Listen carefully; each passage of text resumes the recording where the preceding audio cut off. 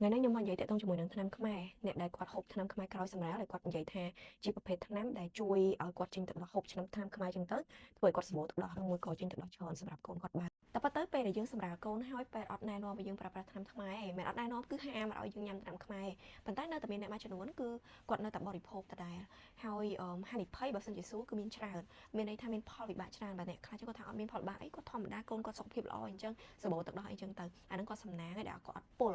និយាយរួមចេះគាត់សំណាងឯដែលគាត់អត់ពុលអត់មានជាតិពុលមានន័យថារបស់ដែលគាត់យកមកឲ្យហូបហ្នឹងវាហេងដែរអញ្ចឹងណាអត់មានជាតិពុលឬមួយក៏កូនមានប្រតិកម្មអីប៉ុន្តែបើសិនជាសួរថាតើវាមានផលប៉ះពាល់ដល់សុខភាពអីអត់គឺយើងអាចឆ្លើយបានទី1ដោយសារតែអត់ដឹងថាតើវាមានអីគេខ្លះនៅខាងក្នុងហ្នឹងអញ្ចឹងជាទូទៅគេនិយាយថាបើសិនជាយើងអត់ដឹងថាហ្នឹងរបស់ស្អីទេគឺកុំដាក់ចូលមាត់តែបើសិនជាយើងហូបថ្នាំខ្មែរមិនត្រឹមតែយើងដាក់ចូលមាត់ខ្លួនឯងគឺយើងផ្ដល់ឲ្យកូនទៀតតាមរយៈទឹកដោះអីចឹងទៅហើយអ្នកខ្លះគាត់ថាហូបថ្នាំខ្មែរហ្នឹងទៅធ្វើឲ្យសម្បូរទឹកដោះហើយមូលហេតុអីបានសម្បូរទឹកដោះដោយសារតែគាត់ហូបទឹក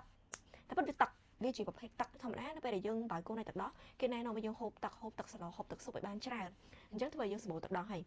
អញ្ចឹងបើសិនជាគាត់ផ្លាស់ប្ដូរពីការហូបថ្នាំខ្មែរហ្នឹងមកជាហូបទឹកស៊ុបឲ្យបានច្រើនពេលខ្លះគាត់ហូបទឹកស៊ុបបានមួយកូនចាំចង្កើដែលគាត់ផឹកថ្នាំខ្មែរគាត់ផឹកបាន1លីត្រអញ្ចឹងគាត់ថាហូបស៊ុបអត់កើនទឹកដោះទេបើមិនគាត់ហូបបានបរិមាណប្រហែលគ្នាខ្ញុំគាត់ថាគាត់កើនទឹកដោះដូចគ្នាហើយយើងអាចហូបជាប្រភេទសយងចេកភេទដែលជួយបង្កើនទឹកដោះពិតប្រាកដណាហើយញ៉ាំទឹកឲ្យបានច្រើនសូម្បីតែទឹកដូងអ្នកខ្លះក៏អត់ហ៊ានហូបវិញក៏ខ្លាចកូនហើមពោះប៉ុន្តែដល់ពេលហើយទៅជាហ៊ានហូបថ្នាំខ្មែរវិញអញ្ចឹងវាប្រជ្រះគ្នាទៅវិញទៅមកទឹកដូងវា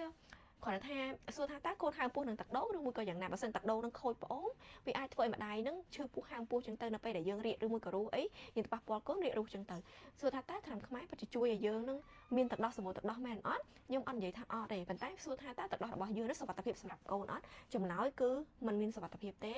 យើងមិនដឹងថាវាមានសុខភាពឬអត់ឬមួយក៏វាមានផលប៉ះពាល់អ្វីខ្លះដល់ការលូតលាស់របស់កូននិងសុខភាពរបស់កូន